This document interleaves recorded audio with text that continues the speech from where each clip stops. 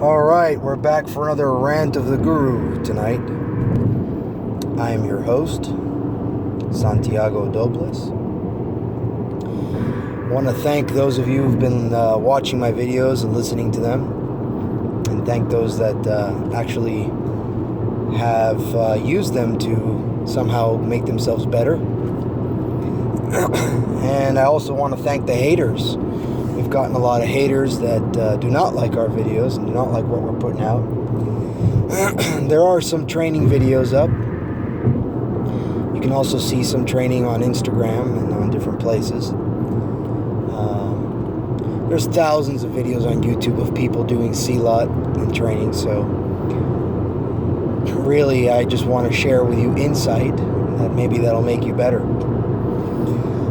Recent class, we had a class about what are the ranges of combat in Silat. Well, if you're talking about true Silat and true Kuntao, which really are one and the same, the idea is to shut down the fight as quickly as possible. These were old arts that were designed, obviously, for warfare, for jungle warfare. So the idea is to shut down and stop the attack as quickly as the attack is even coming out.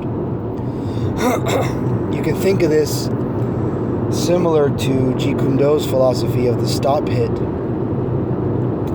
but it goes a little further than that. In Pencak Silat and Kuntao, the idea is to take out the central nervous system and the balance and the consciousness of whatever's in front of you as quickly as possible. And this is what you train for. You train for 1 to 5 seconds maximum. Anything above that is a fight, and you don't want to necessarily be in a fight. You want to get the job done, survive, and get out. Or just simply survive and get out. So the strategy is not that you're fighting someone, it's that you're shutting them down. You're stopping them immediately. And it gets to the point where your training is so good that it doesn't matter what style is in front of you, what type of person is in front of you.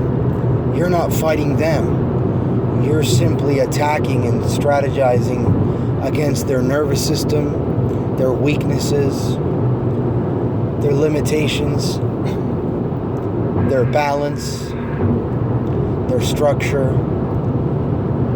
You're attacking all of these things, and you're attacking it based on your positioning, your timing, your structure,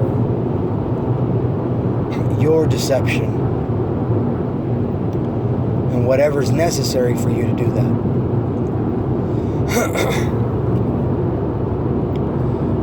In Kuntao, the idea is one hit, one kill. Now that might be far-fetched for some people, but remember that it's a bladed art.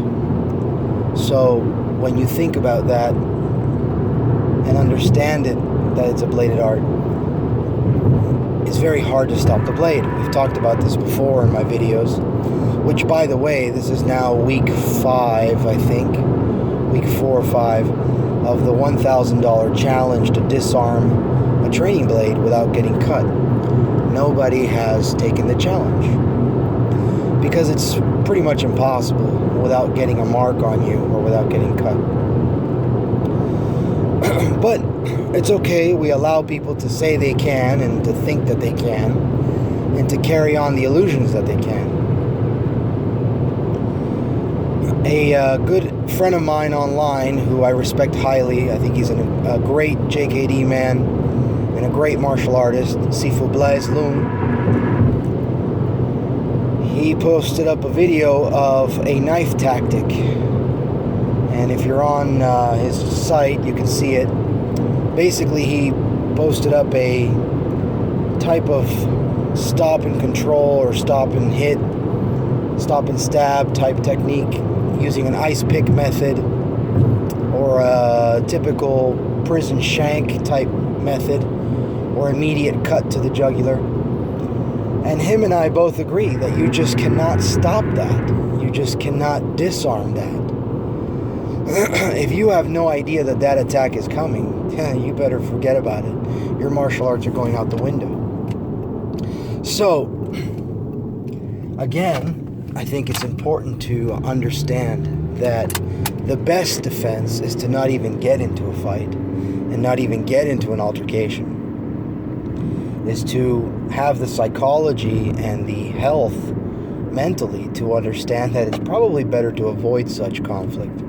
One, because one can face jail time, and two, because in these type of situations, it's pretty much all or nothing. So, you pick your battles in your life, and a lot of times, you're training not just for whatever can happen at any given moment, but you're also training for a higher purpose, which is for your health and longevity. And you're training for the long haul. The movements make you healthy, whether you slow them down or go fast. So there's a holistic approach to training as well. But please understand that when you are training, your mentality should always be to go all or nothing. Not halfway, not wishy-washy, not maybe not.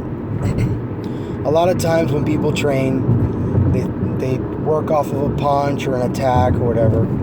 They take the person down and then it stops there. Well, this is a poor way to train. I apologize in advance. I have a cough. I've been working overtime for last 2 weeks, so a little bit under the weather. But anyhow, when you're training, it's very important that you have the mindset and the action and the movement to carry on with your entry, your positioning, your control, your takedown, and to continue your movement in some type of pinning down or hitting or movement, or like we do in Harimau Minangkabau, where the fight and the situation is always traveling in a centrifugal manner, both high and low. You could think of it like a snowball effect. The snowball starts at the top of the mountain, and as it's rolling down the mountain, the ball is constantly seeing the sky and the earth as it's tumbling down.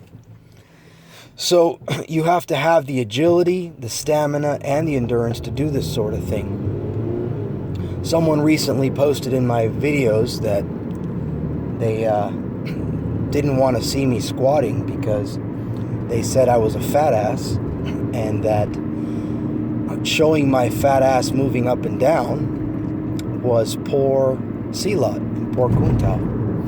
Well, they can hate all they want, but fat does not move over 315 pounds on a barbell. And if you're truly training, then you better be able to lift 1 or 2 times your own body weight, and you better be able to move with power at least 300 or 400 pounds. Because the average person who's big, and it's always going to be someone bigger than you, is going to be more or less 200 pounds. So you better be able to deadlift at least 400, which I can, and you better be able to squat close to 400, which I pretty much can. So to the hater who's been leaving me comments about that, it clearly shows you're an idiot and you have no fucking clue about strength training or no clue about actual training. In the old days, people trained hard. If you look at Shaolin monks, they trained hard. The Kuntao players, they trained hard. They carried stones, they carried weighted objects. Even Uncle John de Vries, it is known by the family de Toires that Uncle John de Vries would tie a rope tied to some heavy objects, and he would use it like a pulley system on top of a door ledge or on top of a pole so that he could pull weights as he was holding his kura kura.